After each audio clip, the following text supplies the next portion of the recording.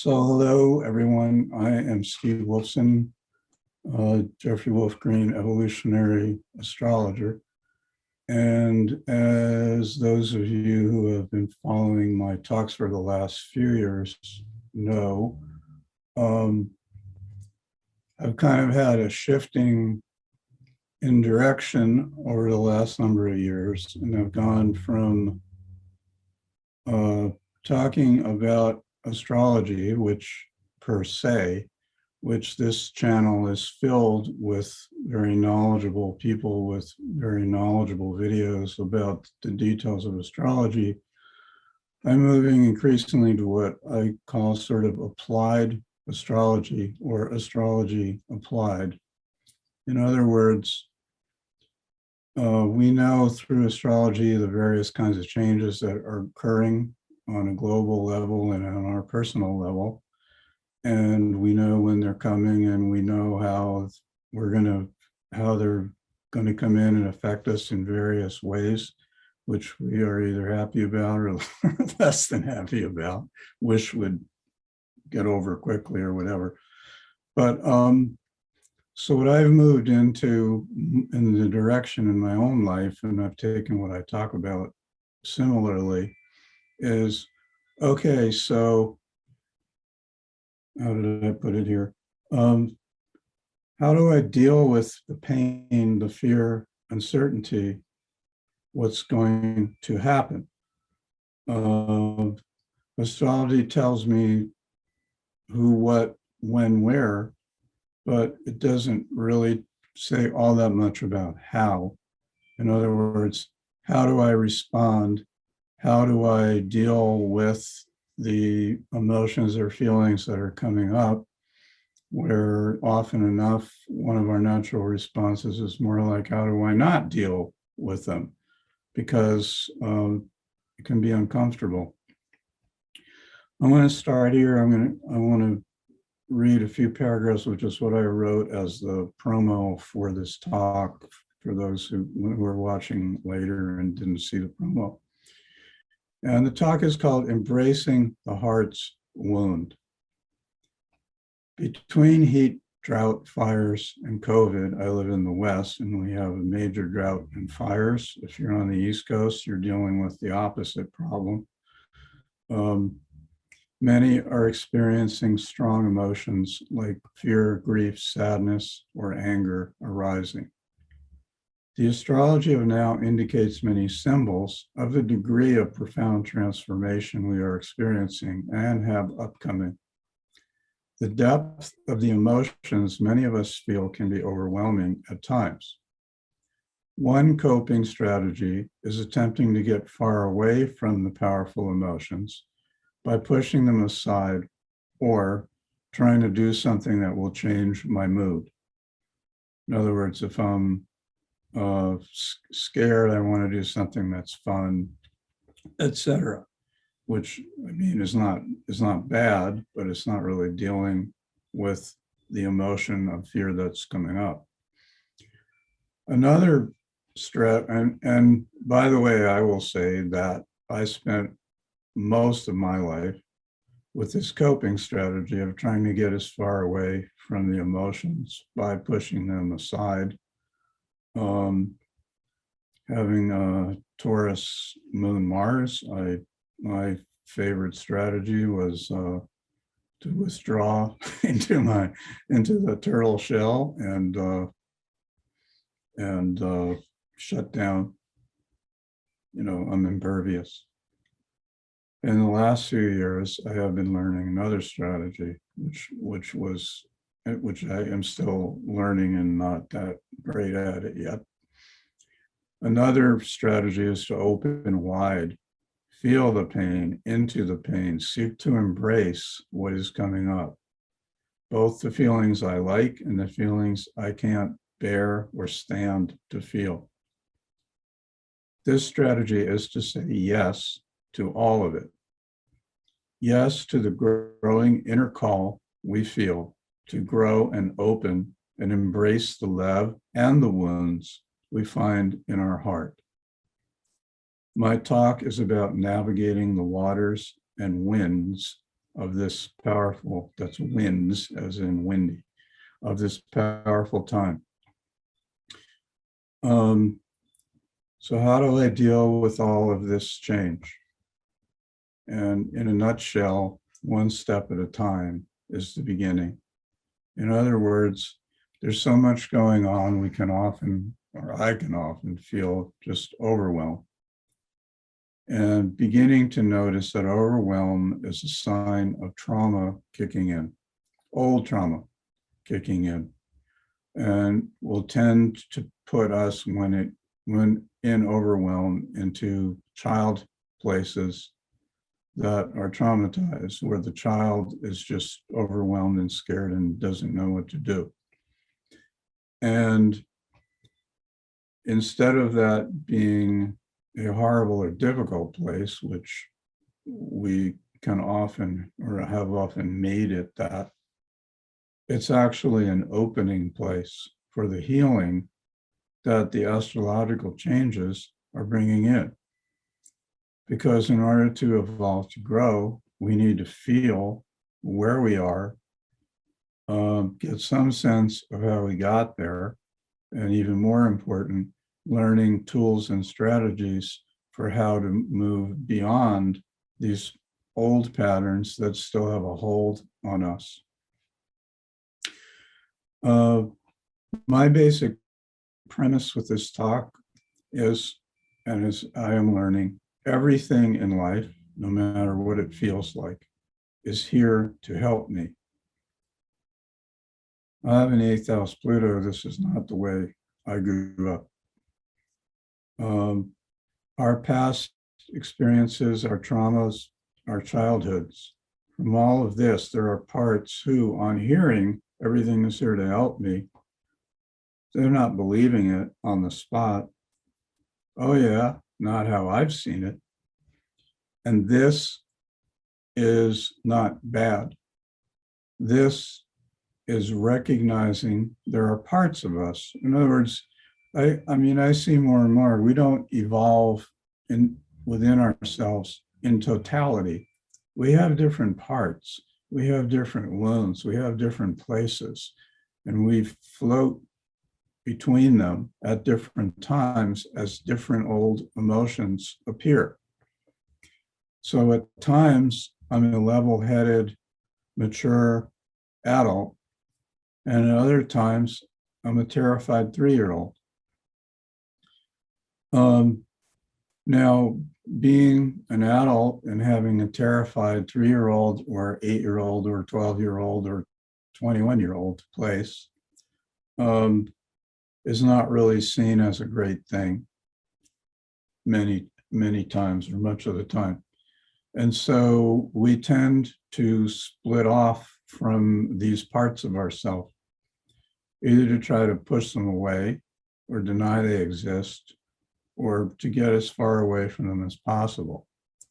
One strategy, when feeling, when these parts are arising, it's what is often called getting triggered. In other words, I'm talking to somebody, I'm having a perfectly rational adult conversation with them, and then they say something. And all of a sudden, that something hits something in me.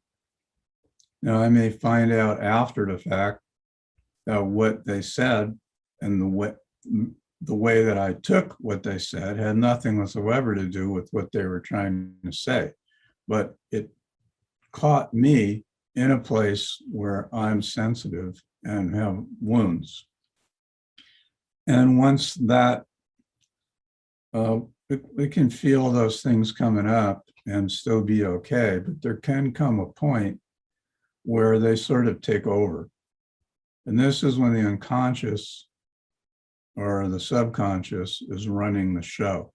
And it can go from being an adult to being the subconscious running the show in a very short period of time.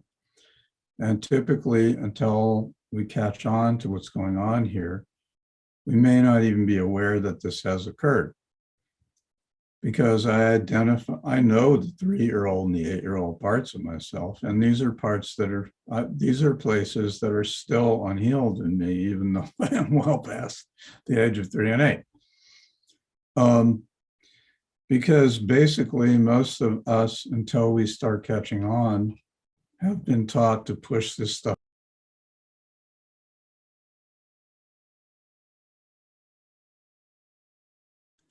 Sorry, I accidentally muted you, Steve.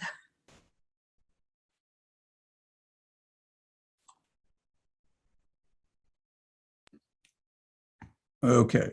There you go. There we go. So until we catch on, these things can take over. And the point is, and it's a little to grasp until one starts getting familiar with the principle, is that we tend to feel when this stuff is coming up that it's bad or wrong or horrible, or I've got to get as far away from this as I can. And one of the maxims, the sayings, that I've been taught in the last number of years is, when stuff is coming up, it's coming up for healing. So instead of it being horrible, it's actually a sign that it's an opportunity to grow. It's an opportunity to change. Now, we don't know how to treat it that way until we learn.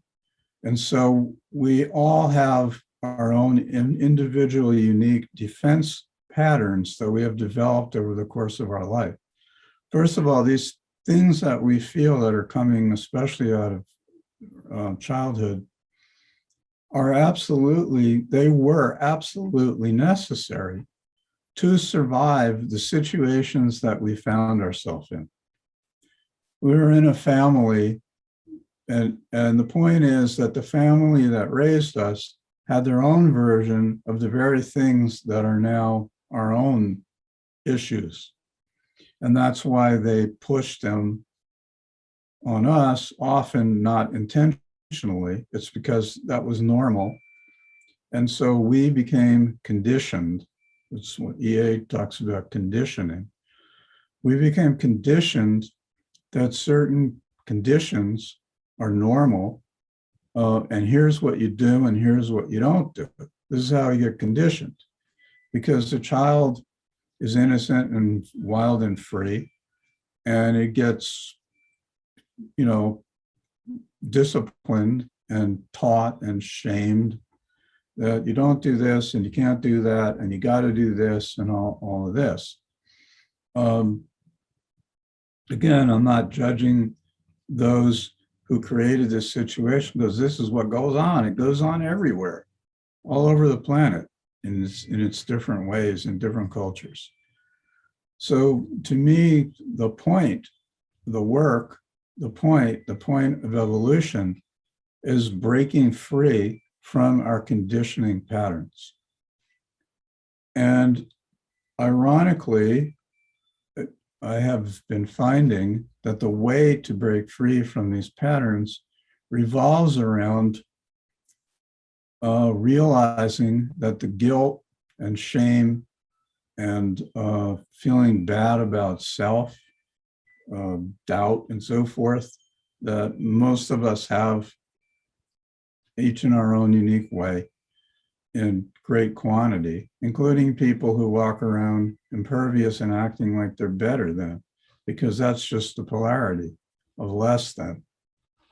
Because who we really are from a spiritual perspective, we're all emanations of one source with unique packages that we come in.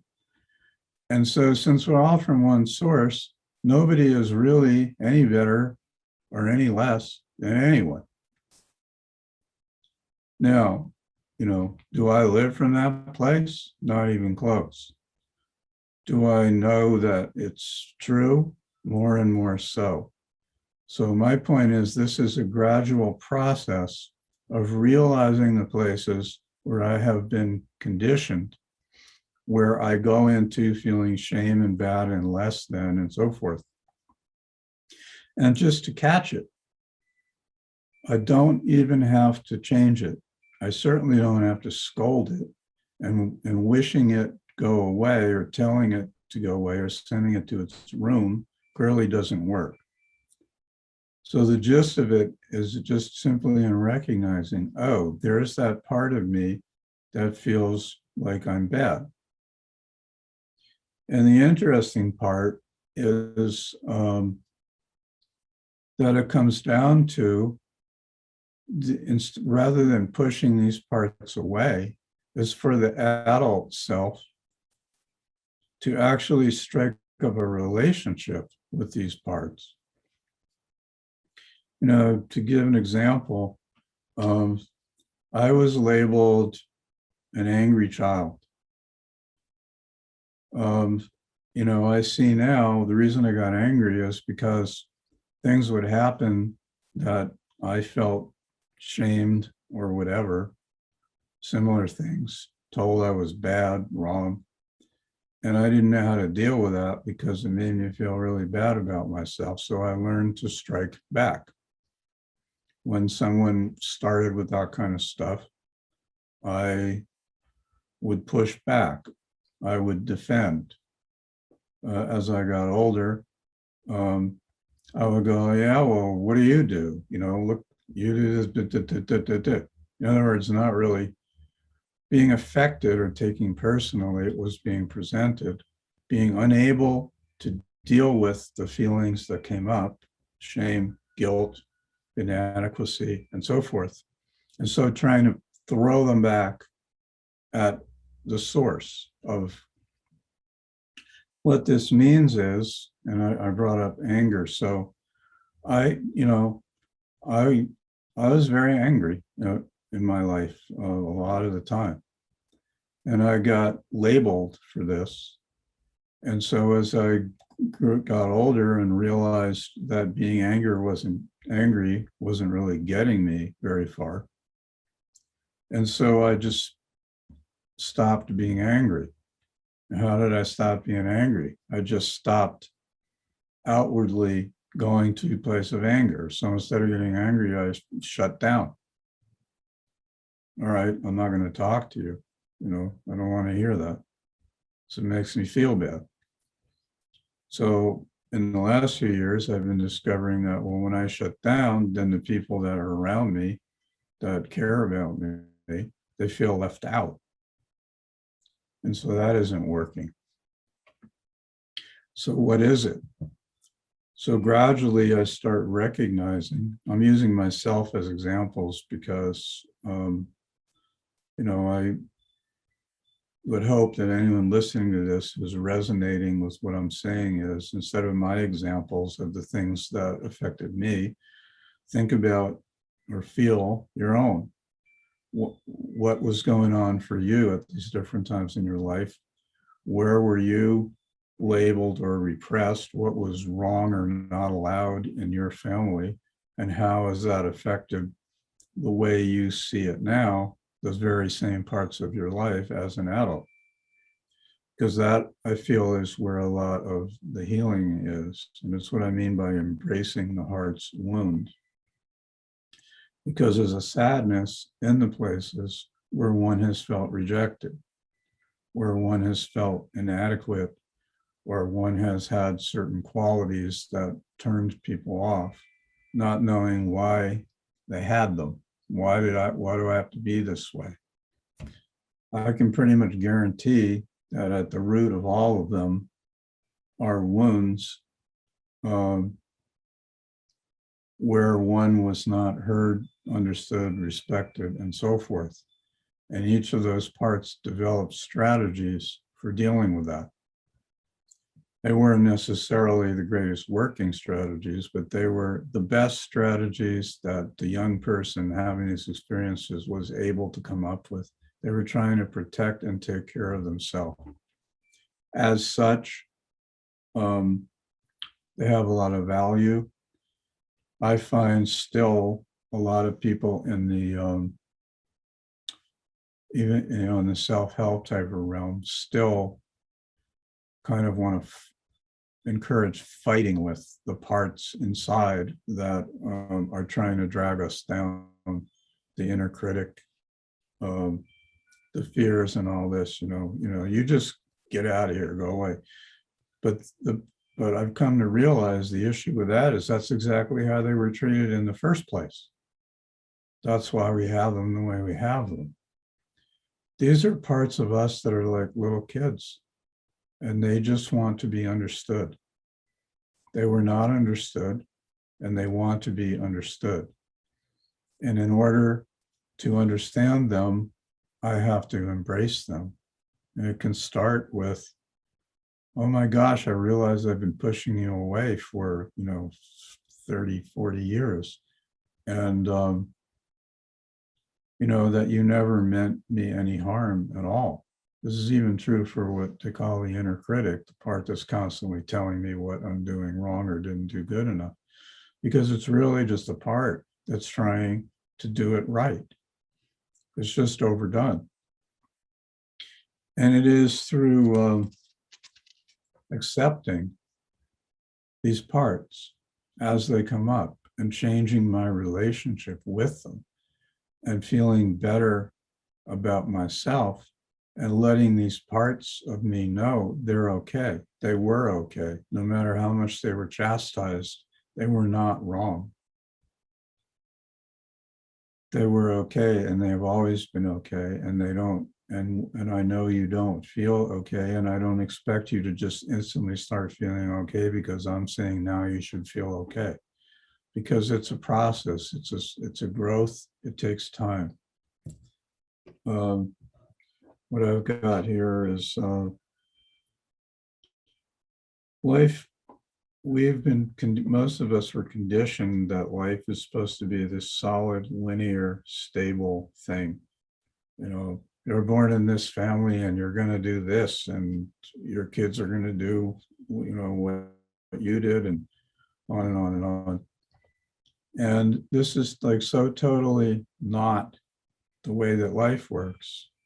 If we look at the very stuff that's spinning around in the atoms and molecules that make up what we call solid things that aren't in the remotest way solid, but we live in a reality where we perceive them as solid. But life is constantly, inevitably, and continually changing. I mean, that's the essence of astrology, to forecast and make aware what sort of transitions, transformations, changes are in store. And evolutionary astrology adds to that, telling you the reasons why such things are coming up. In other words, the soul purpose. And that's awesome. But then we have to live through these things. I had Pluto over my ascendant. It's a long time ago now. But I had Pluto over my ascendant when I had at a time when I didn't know anything about any of this stuff. And it was extremely difficult. And, I can say that it utterly transformed my life. It actually led to me becoming a Pluto astrologer. So, my point is that, and, to say a few words here about the relationship between what we tend to call the ego or personality and what we tend to call the soul. Because the soul, in a way, the ego, in a way, is kind of like a kid. I don't mean that you can't have a mature, pure persona, but the soul is actually directing things. And the ego can think that it has this big say in the matter. Somebody I listened to recently described it somewhat like, it's like if you put a little kid in your lap while you're driving a car, or maybe you're sitting in the driveway because you probably don't want him in your lap when you're driving.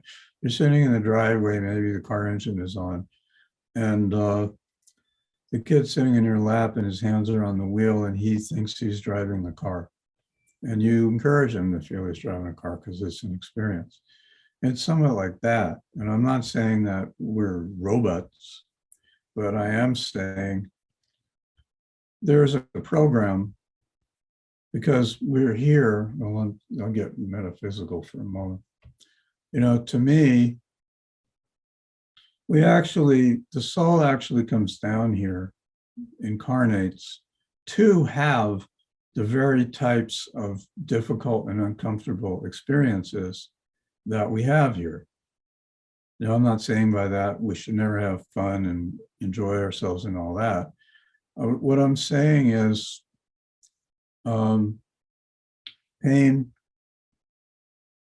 pain, Buddhism calls suffering, is not the reason for life, but it's an inherent part of it. And it's actually on purpose. And I no longer believe it's because of, bad karma, that it's retribution for all the terrible things you did when you were an ignorant, unconscious person. I just see that life is a lot more compassionate than that. And, one thing I've found about pain and discomfort is it's very effective as a teaching mechanism. It's just effective. And I think that's why we allow ourselves to be subjected to it. In other words, coming here where we're going to be in situations which such things can go on. Because on catching on to what's actually going on, it actually becomes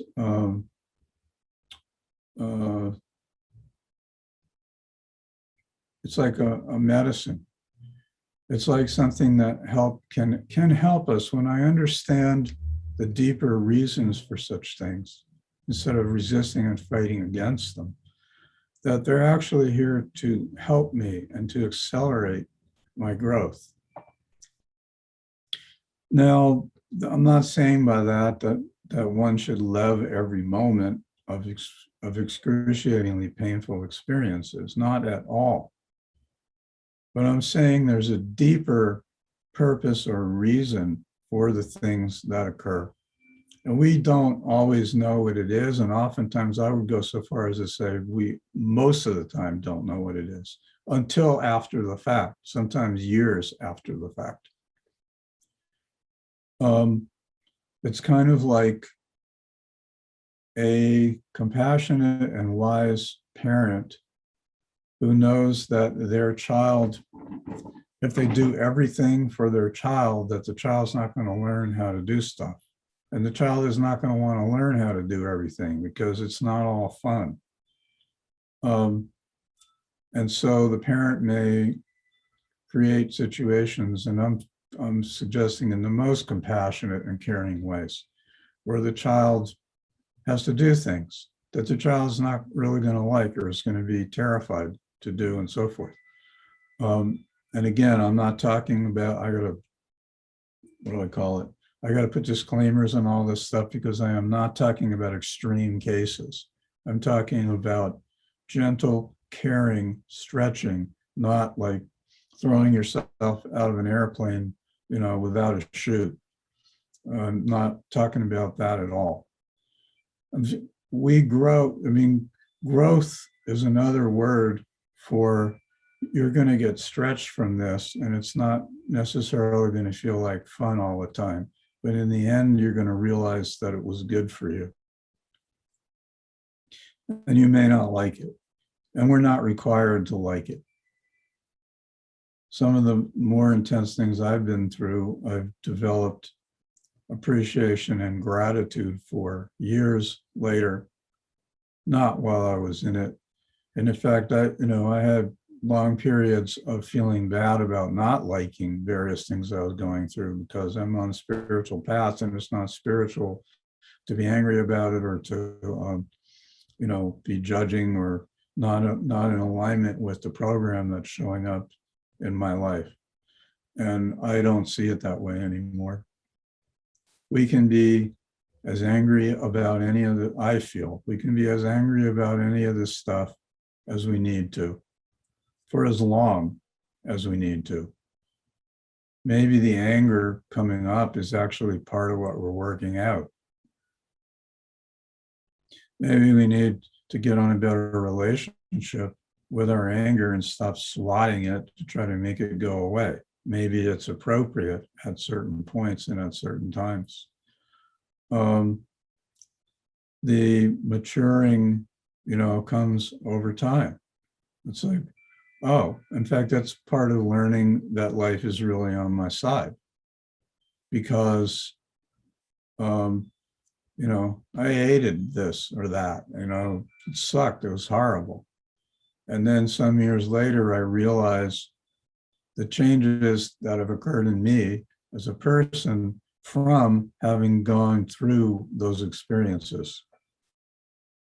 And realizing I would not be the person that I had become while I'm noticing this if I had not had those experiences.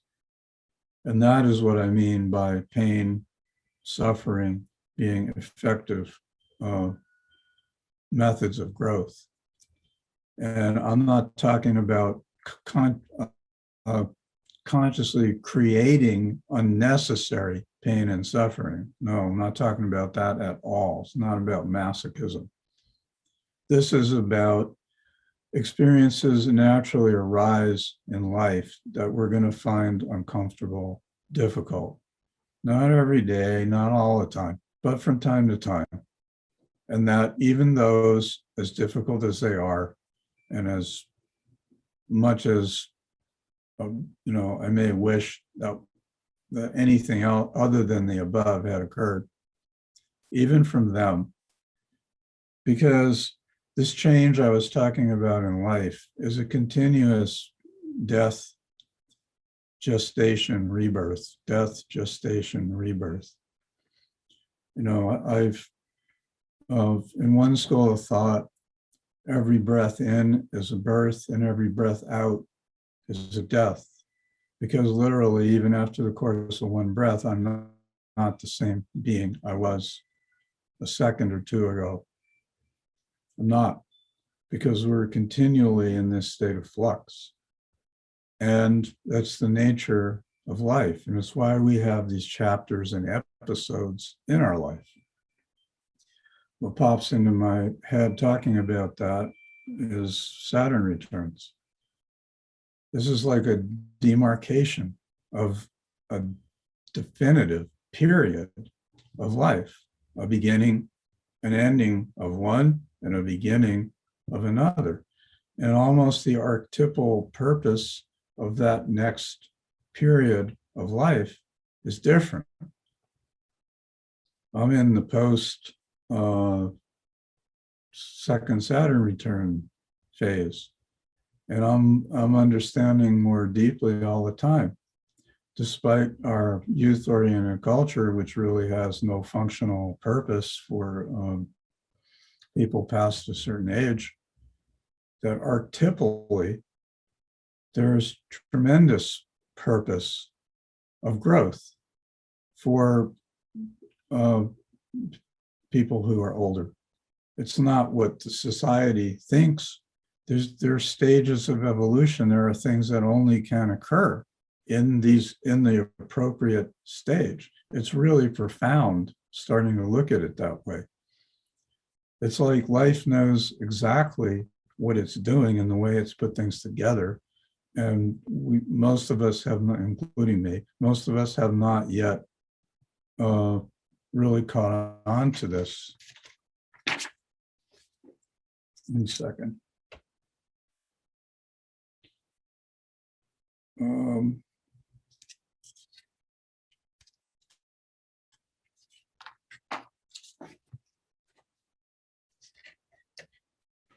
So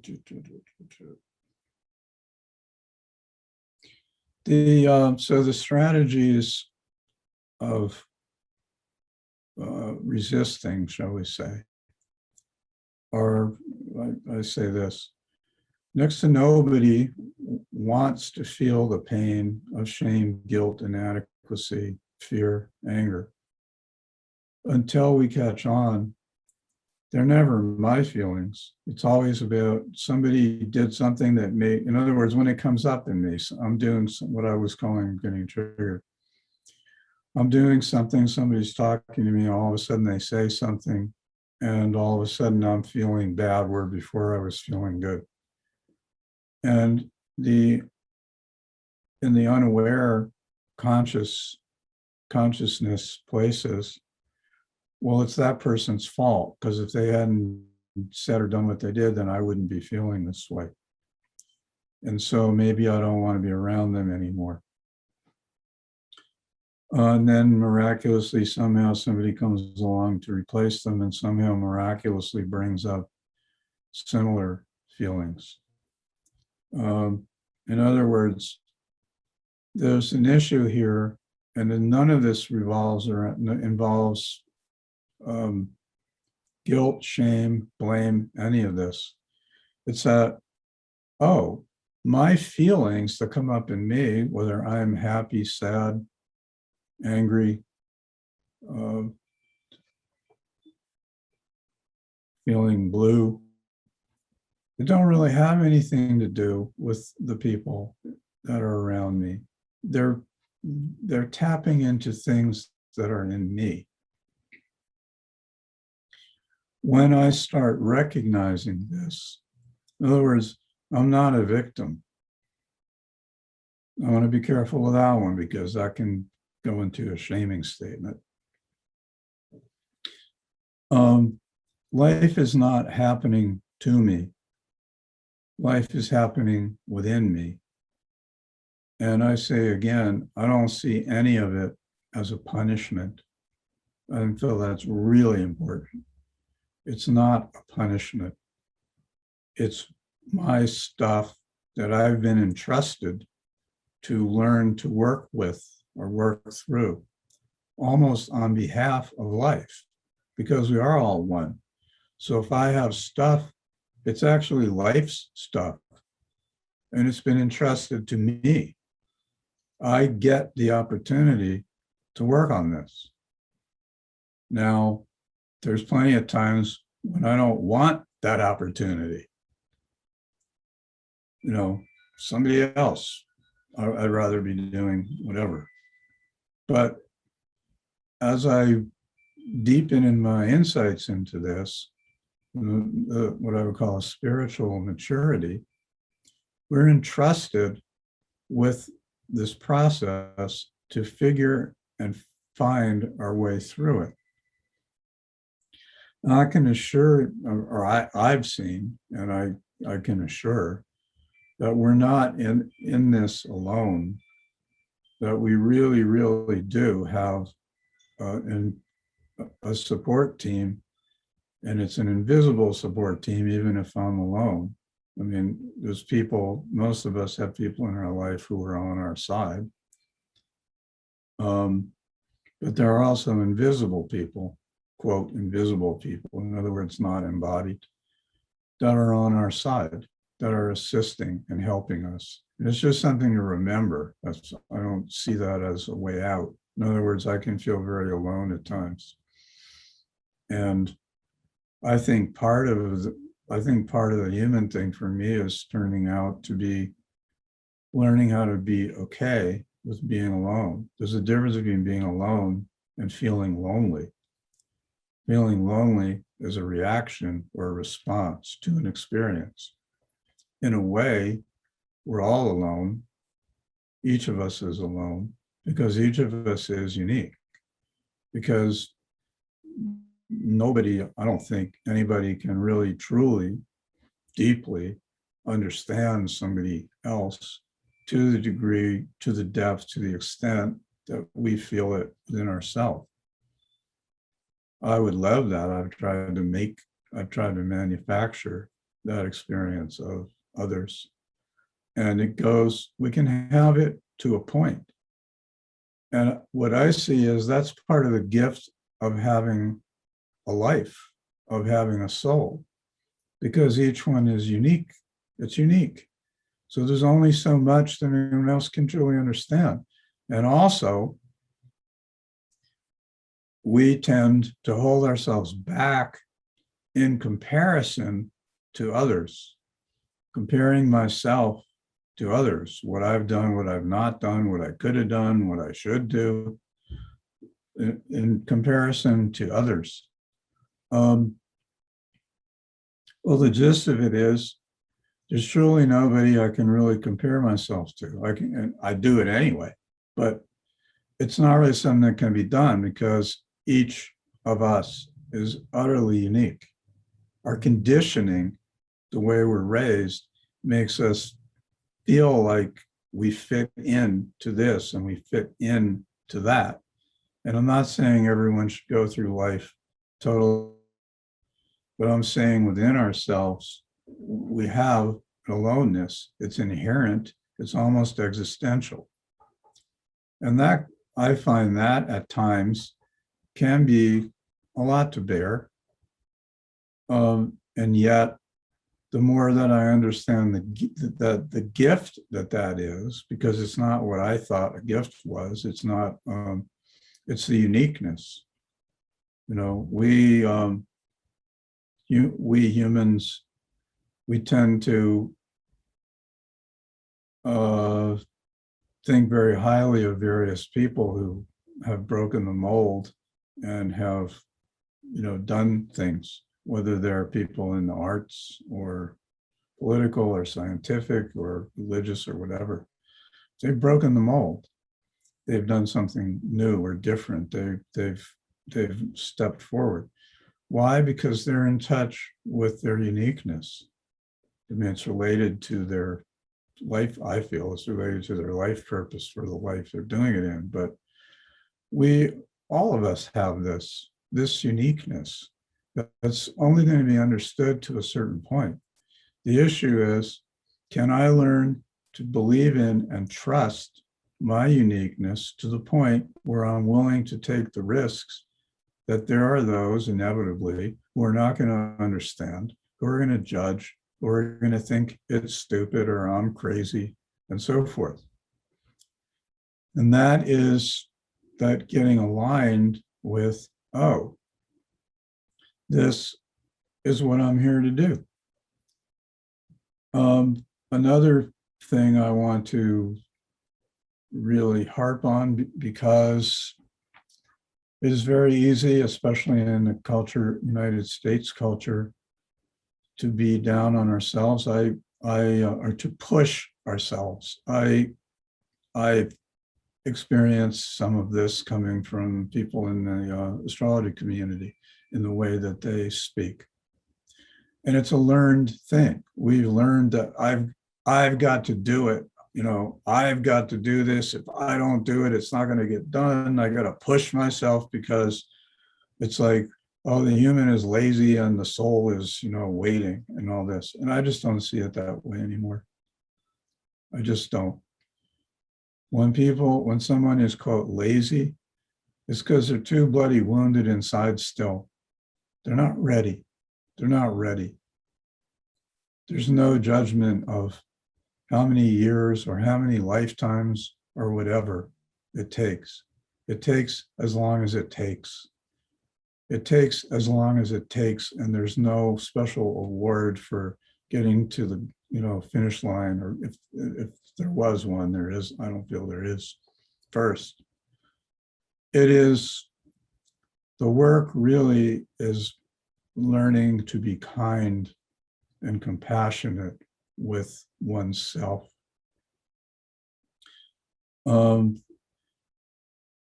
Too much of the achievement in this culture, to me, is trying to find worthiness through external validation and recognition. Oh, now I'm the corporate CEO. Oh, now my record is number one on this and that, chart. And, oh, now I have invented this thing and that thing. If my motivation in doing this and pushing myself is so that people look at me as how amazing I am and keep giving me that feedback, I'm missing something because I have an emptiness inside that I'm compensating for with external activity.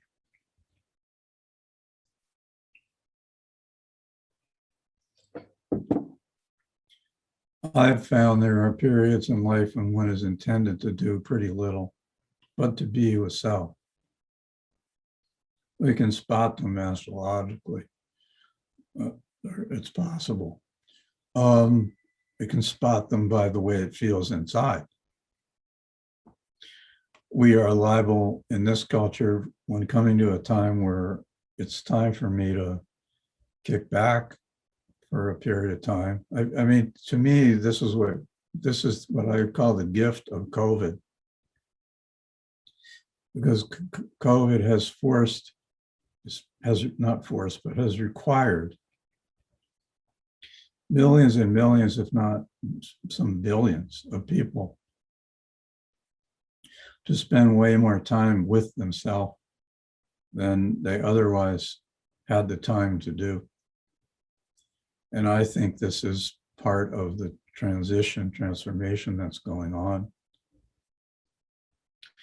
The waking up process, because we're faced with ourselves. And that's, to many of us, that's not considered a good thing. I'm bored. Well,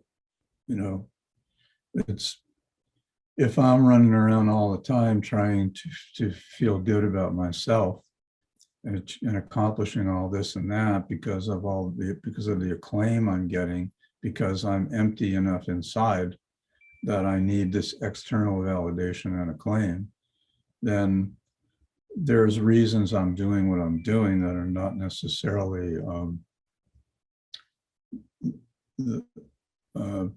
that they're not necessarily serving me. They're serving me in that obviously, if that's the way that I am living, I need those experiences. But I find out at some point that all the material success, acquisitions, and so forth have not necessarily made me happy or content. But these again are life lessons. Everyone is in their own place in learning these lessons.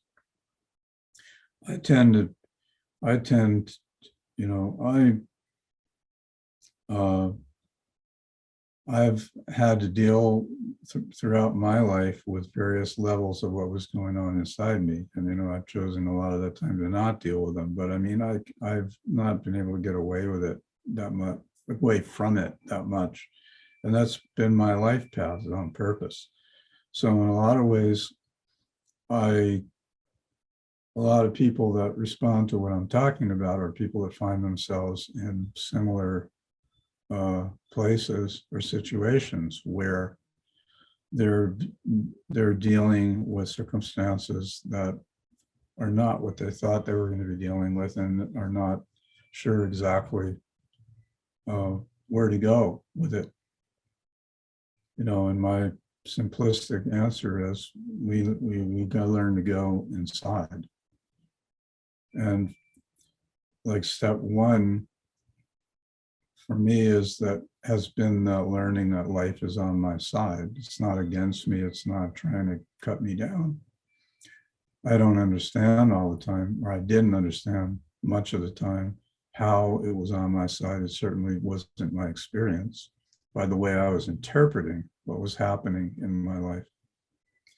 And then I started finding that in order to feel that life is on my side, the prerequisite for me was to feel that I was worthy, and that I deserved to be here, to have what I have, and to even understand how all this works.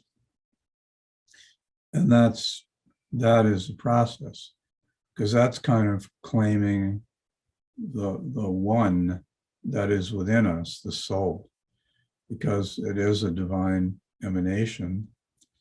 And it's not like I'm bad because I'm not feeling that all the time. I'm not feeling it when I don't feel it because of the wounds that I have experienced. And however long it takes for those wounds, in a nutshell, I mean, this is trying to fill these places that I'm speaking about, this inner emptiness, is the root of addictions of all sorts. There's obvious kinds of addictions, but we also have culturally acceptable addictions and even culturally honored addictions, like workaholism would be a good one to mention, because I'm just constantly do, and then I'm getting the feedback and so forth. And also I'm so busy, I don't have time to feel or deal with the feelings that are inside me.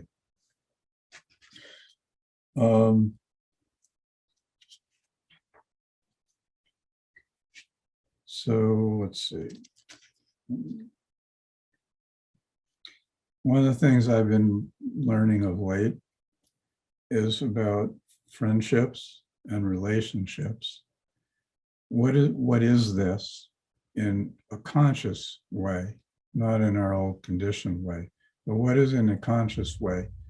What is there when two or more get together for any length of time, that inevitably there's going to be some conflict? And, in my old view, this was a sign I was in the wrong place. In my new view, I realize more and more conflict is one of the tools of growth. Growth can come out of conflict. I can shut down and walk away. That can be done. But I can also, if I get to the place where I feel good enough about myself that I can actually hear the words of the person who's having the conflict with me, or I'm having the conflict with them, and perhaps they're going to say things about me that are not so wonderful.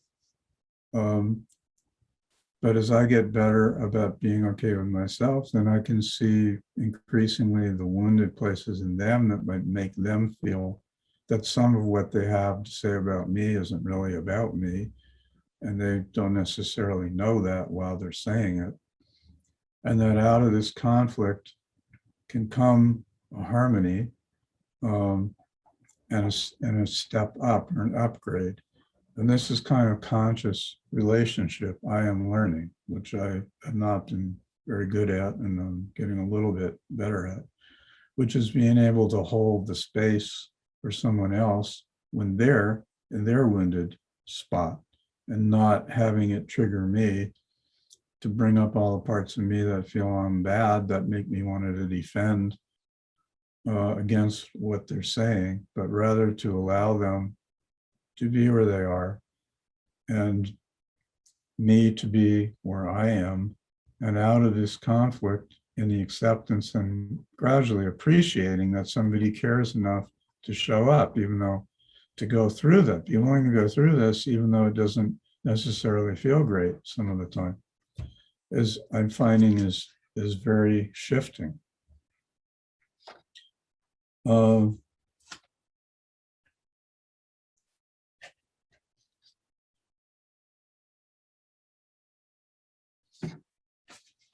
Okay, so that our hour is almost up, and that pretty much covers what I was talking about.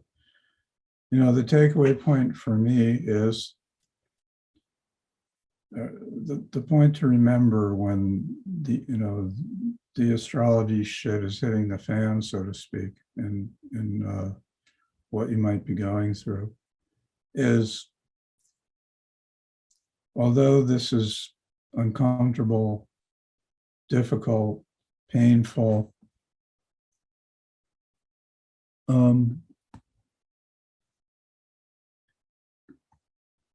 it is moving, it's attempting to move me beyond my known, beyond my patterns, beyond the box that we unconsciously tend to operate out of.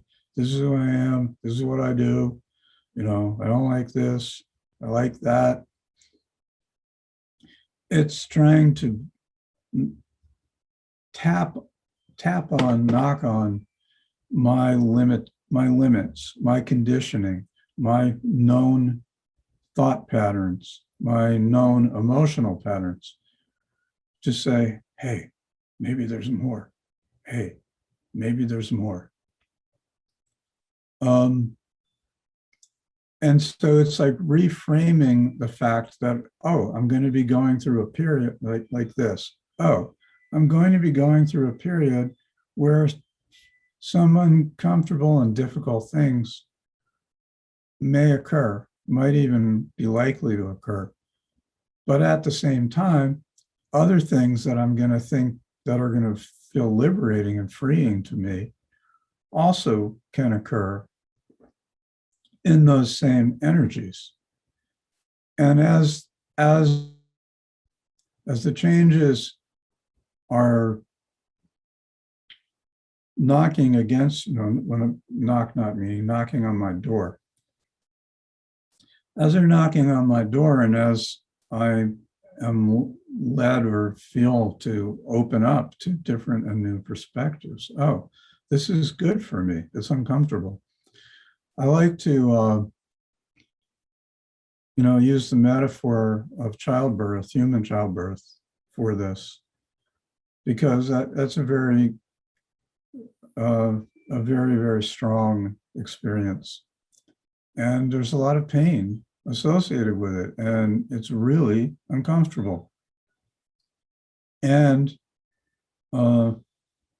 especially for first mothers, I know that more than a few of them have doubts or fears about whether they can even pull this off. And lo and behold, they pull it off. And lo and behold, something amazing comes out of this experience. And I feel like this rebirthing, this birth, death, gestation, rebirth process, which we are in endlessly every day, in little ways and in big ways, big waves that can take months or years, and others take a week, others take a day. We're continually in this, and this is why we're here. This is why we're here, to learn to flow through all of this change and to learn how to stay as much as we can centered in this inner I, or real me, that's inside. And we're going to get blown off that track 100, 1,000 times a day. And it comes back to recognizing I'm blown off the track, and I'm not going to judge myself. I'm just going to put myself back on the track, and I will stay there as long as I can until I next recognize I'm off it again, and then I'll go back there. And sometimes it may take me 2 hours, 2 days, or 2 weeks to go through what I'm going through before I can get back to the I, to the center, and that's okay. It's absolutely okay. However long it takes, that's how long it takes. We're walking the path. We don't have a goal line as to when we have to get to any certain point on it. That is my talk for today. I hope that you found some value in it, and I appreciate and thank you for listening. Thank you, Steve. That was wonderful. So many of your points just hit home. I love the gift of COVID.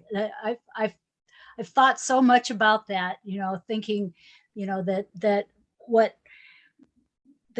a lot of people are having a hard time sitting with the emotions that are coming up, and they want to just get back at it and, get back to normal. That's what I say, that's, we want to get back to normal. And I mean, my comment is normal is over. Yeah. This is the new normal. Yeah. But it's in flux, because we don't even know what it is yet. Right. And you know, when the thing started, when the virus started last year, I mean, where I went to, and it's the way I feel inside, is respect. This is where I was coming from. Respect the virus. This virus has a power. I don't know the technical things of, is it a life form? Is it a, you know, blah, blah, blah. I mean, we can argue all this. To me, anything that's alive and mutates and reproduces is alive. So, if, you know, it's maybe it's alive in a different way than we are. I don't know all the science of it, but the fact, I mean, that's what we do. We mutate. We have a survival sense, and you know, we try to keep going.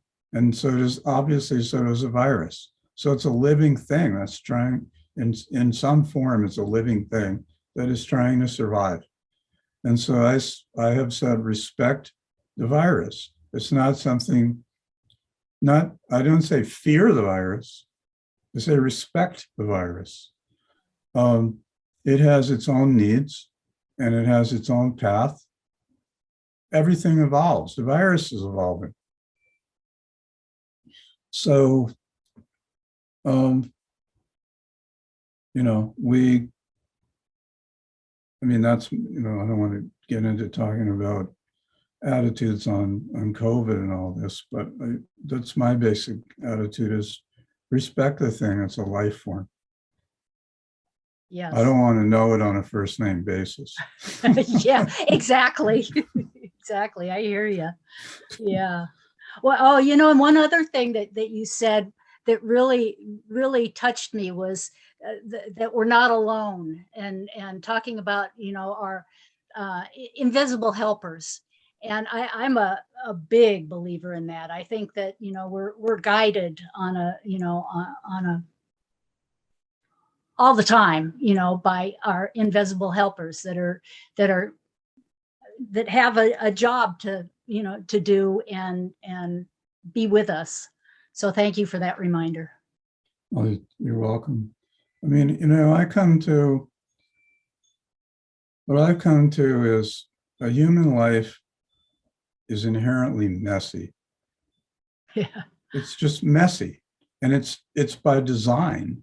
It's supposed to be messy. We think it's supposed to be perfect and every little thing is, but it's not. You know, I love using the analogy of an old growth forest, because you would think, well, if you're going to go in an old growth forest, it's going to be this perfect forest with these gigantic trees and everyone lives happily ever after.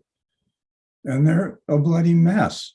There's life in there at every stage. There's death, there's youth, and they're not all politely minding each other's space. They're falling on each other. And that's what I mean by messy. It's like, you know, childbirth is amazing, and childbirth is messy. And something profoundly beyond beautiful comes out of it. And it's like, it's okay to be messy, emotionally messy, physically messy, you know, at times. Like we're not going to be doing it perfectly. Actually, I take it a step farther. We are doing it perfectly. We have a definition of perfect that does not exist. There is nothing in this world that matches what we tend to define perfect as.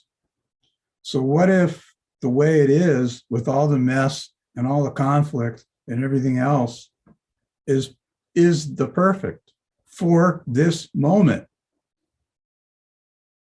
Like perfect evolves too. Yeah. Like we're moving somewhere collectively, the consciousness of the whole planet. We're moving, and some of it's going to be messy. And you know, it's to we as humans, some of the messiness is heartbreaking. I mean, what happens, what various people have to go through, it's heartbreaking.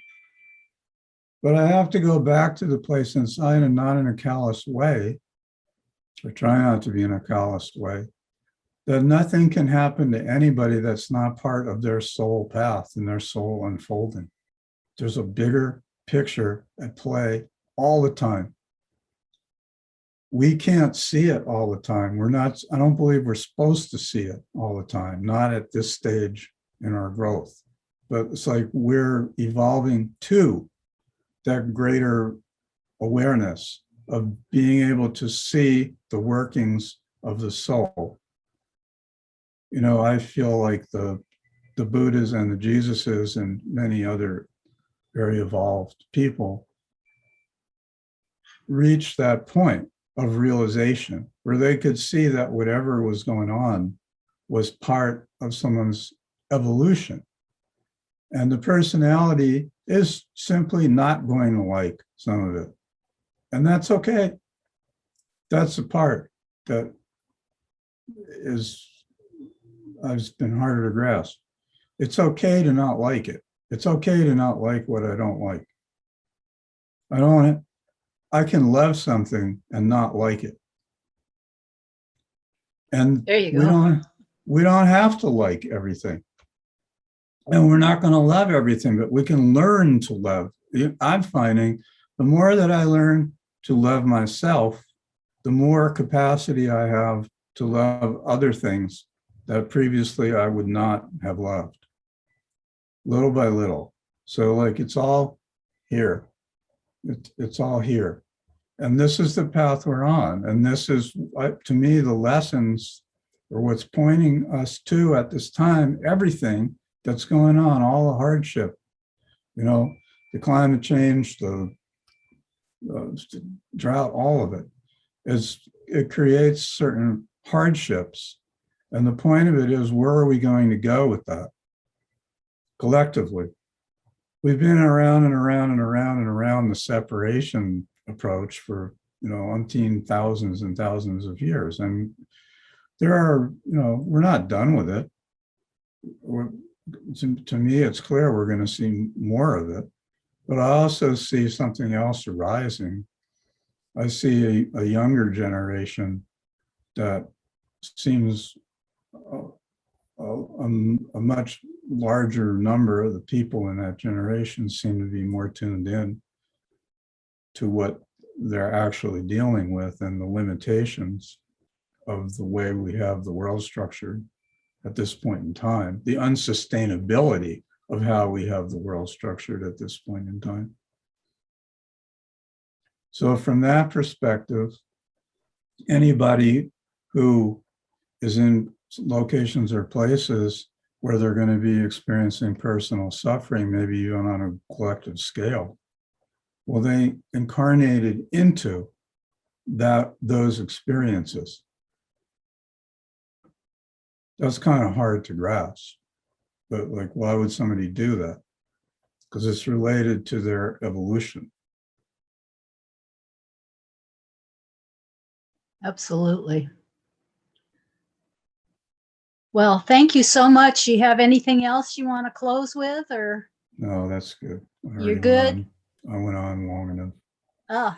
No, it was perfect. It was just we you. are right where we're supposed to be. That's what I always say. Yes, exactly. Yes. And we have so many parts in us that either don't believe that or question that. And we have good reason for having those parts. That's the thing. Yeah. In our past experiences, we have good reasons for having the parts that don't believe or question or all this. That's my point. We need to embrace those parts and let them know you have very good reason for not just opening your heart wide and trusting anyone and everything that's walking by you. And that's really not what we're supposed to do. But see, that's what I mean. That's part of what we are, exactly where we're supposed to be. We're exactly at the point of trusting life and ourself that we're supposed to be. And for many of us, we have a whole lot of wounds and scarring where we can't say that that is my normal state. And that's where we're supposed to be. But we're on the path that leads to the gradual healing and shifting of that. That's where we are, and that's where we're supposed to be. Absolutely. Thank you so much. You're welcome. Thank you. Talk to you next time. Thank you for having these. Oh, absolutely. My pleasure.